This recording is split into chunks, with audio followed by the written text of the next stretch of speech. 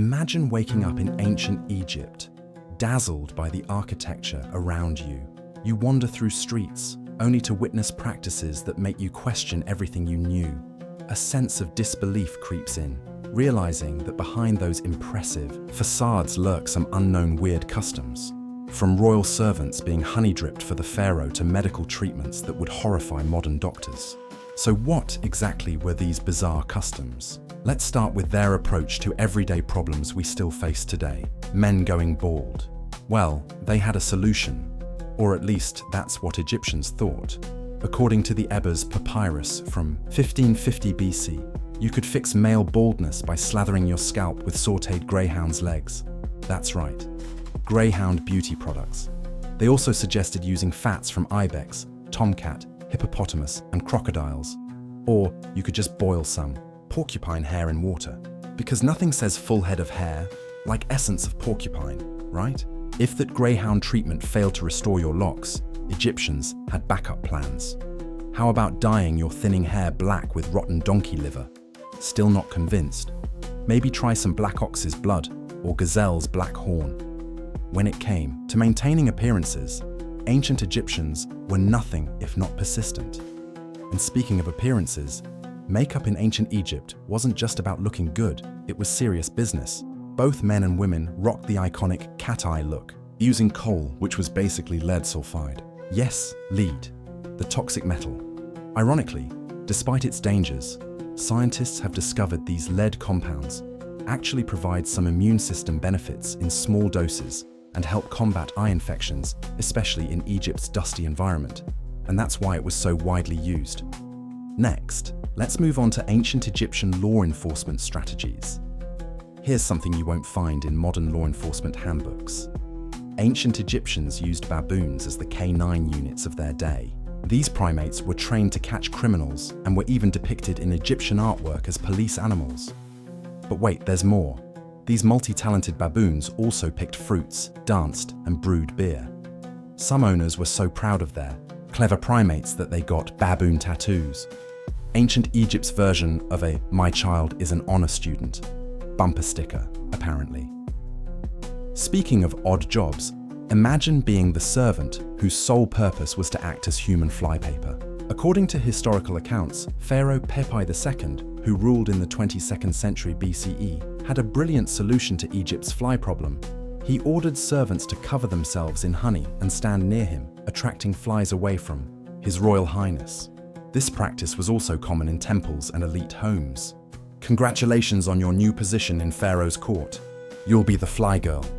The Egyptians had some creative ideas about human origins. They believed they were literally pottery, created by the god Khnum, who molded humans on a potter's wheel, shaping not just their bodies, but also their ka, or spirit. Talk about being handcrafted by the gods. In what might be one of history's most awkward medical misunderstandings, Egyptian men thought they menstruated like women. This widespread belief came from the prevalence of diseases like schistosomiasis, which caused bloody urine and stool. The condition was so common that they just accepted bloody discharge as a normal part of male development and even believed that bleeding men were fertile. Ancient Egyptian doctor: congratulations, young man. You're bleeding from your nether regions. You're becoming a man.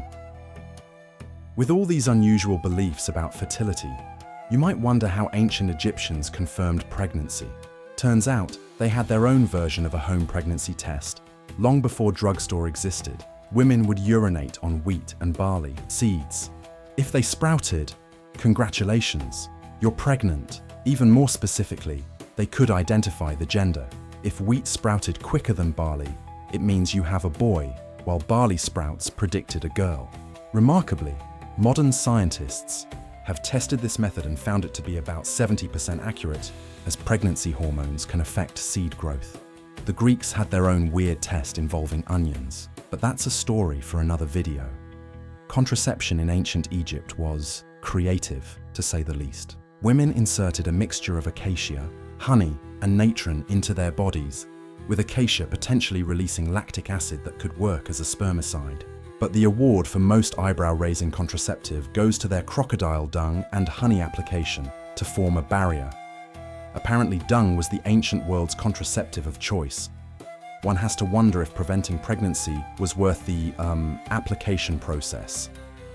We all know death was serious business in ancient Egypt, so much that even their pets had funeral arrangements.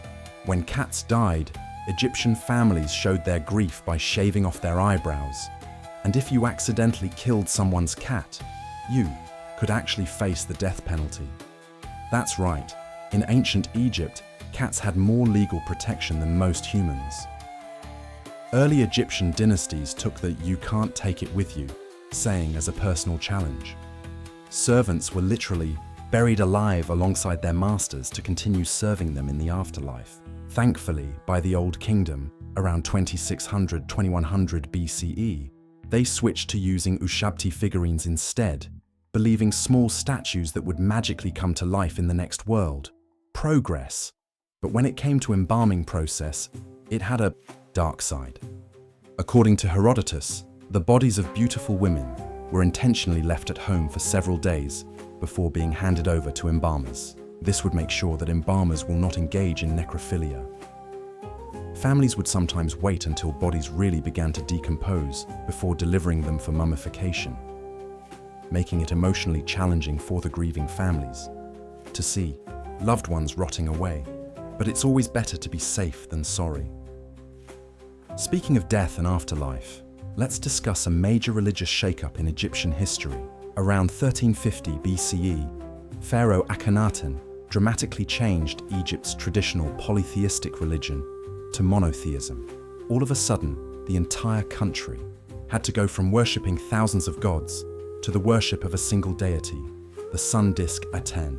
This radical departure from centuries-old tradition effectively demoted the pharaoh from divine status to a servant of one supreme god.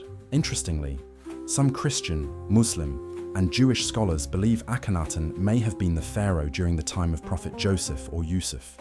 This religious revolution didn't last long though. After Akhenaten's death, under his son Egypt quickly returned to its traditional pantheon. Now, for the family dynamics that would make modern geneticists cringe, pharaohs frequently married their sisters or daughters.